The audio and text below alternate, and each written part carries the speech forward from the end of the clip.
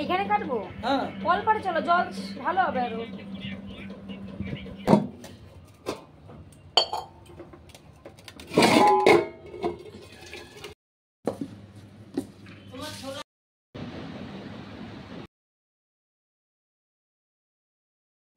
Good morning বন্ধুরা, তোমরা সবাই কেমন আছো? আমি খুব ভালো আছি, আশা করি তোমরা সবাই খুব ভালো আছো। তো তোমাদের সমাজ ডেইলি ব্লগে সবাইকে স্বাগত জানাই। আমি নতুন একটা দিনে নতুন একটা ভিডিও নিয়ে চলে এসেছি আমার ফ্যামিলি বন্ধুদের সাথে। তো আজকে সকাল থেকে দেখো আমি ভিডিওটা শুরু করছি। তো রোজ তো কোনো না কোনোভাবে ভিডিও দিয়ে দেখে হয়, একদিন বাসি কাজ থেকে শুরু করি কিংবা রান্না থেকে শুরু করি। তো আজকের ভিডিওটা আমি ঘর পরিষ্কার করা থেকে শুরু করছি। তো আজকে গুগল স্কুল যাওয়ার পর আমি আর একটুখানি বিশ্রাম নিই। আমি ভাবলাম যে না, আজকে ঘরটা একটু পরিষ্কার করে নিই, মানে যে জিনিসপত্রগুলো আছে এগুলো টুকটাক একটু মোছামুছি করে নিই। তো মাম্মাম সেদিন গুছিয়েছে, তো সেরকমভাবে তার মোছামুছি করতে পারিনি।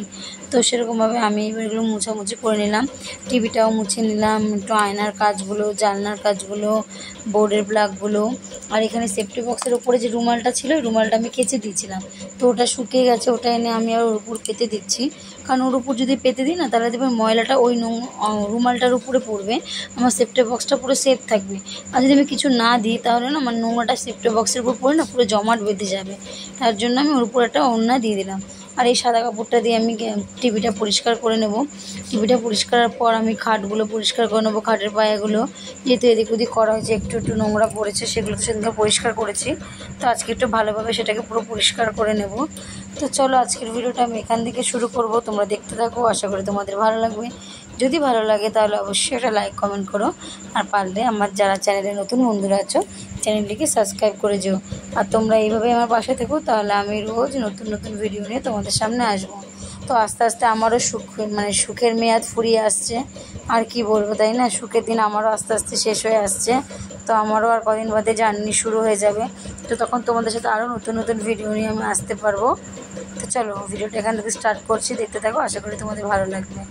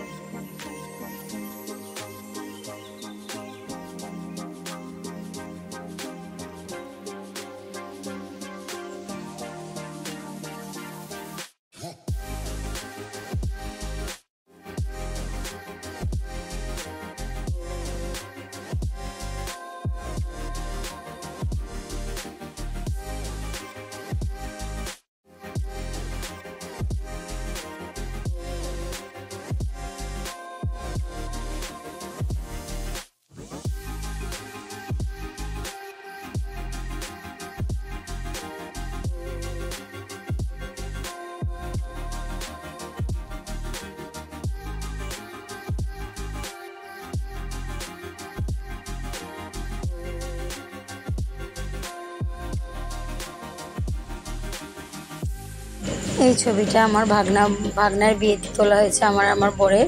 তো এই ছবিটা আমার খুব প্রিয়। আর এই দেখো আমাদের ছোটোবেলার ছবি, আমি মাঝখানে আমার ভাই, সাইডে আমার বোন। আর এই যে আমার বিয়ের মানে আমার মাম্মাম যখন 1 মাসের আমার গর্ভে তখনকার ছবি।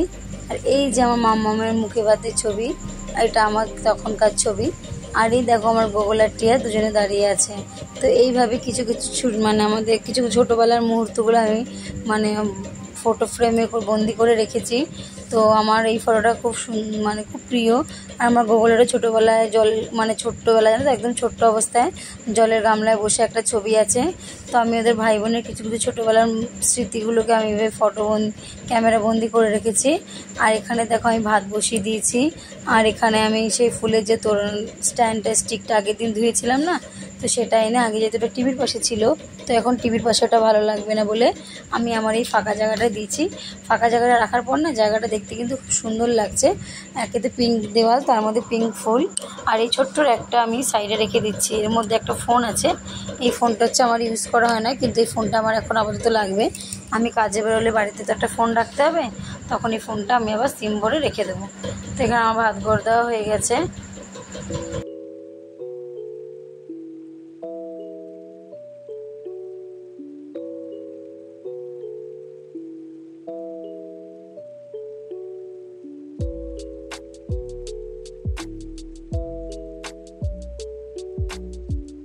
তো আজকে জলখাবারে আমি করবো হচ্ছে আলু সিদ্ধ। আলু সিদ্ধটাকে পেঁয়াজ লঙ্কা দিয়ে ভালো করে মাখবো, আর ডিমের অমলেট। সকালবেলা এই জলখাবার হবে। আর দুপুরে রান্না বাজে কুঁদরি ভাজা, আলুর দম। আজকে সেরকম কিছু রান্না করব না। আজকে রান্নাটা তোমাদের সাথে শেয়ার করতে পারবো না। আজকে আমার এমনি এক্সট্রা অনেক কাজ হয়ে গেছে, তার জন্য আমি রান্নাটা শেয়ার করতে পারছি না। এদিকে দেখো সব মানে টিয়া উঠে গেছে, টিয়া স্কুল চলে গেছে, গোগল পড়তে চলে গেছে, আমার এদিকে রান্না বান্না হয়ে গেছে। এসে আমি আগে বিছানাটা তুলে নিলাম, কারণ বিছানা এরকম পড়ে থাকলে না দেখতে একদম ভালো লাগে না, তার জন্য বিছানাটা তুলে নিলাম। তো আগের দিন তোমাদের আমি একটা কথা বলতে বলতে থেমে গেছিলাম, যে মেয়েরা হচ্ছে বিয়ের পরে পর হয়ে যায়, নিজের বাড়িতেও তারা পর হয়, দুদিনের অতিথির মতো আসে, এসে চলে যায়। যেমন আমি দেখো, আমি সকালবেলা যাই, আবার বিকেলবেলা চলে আসি।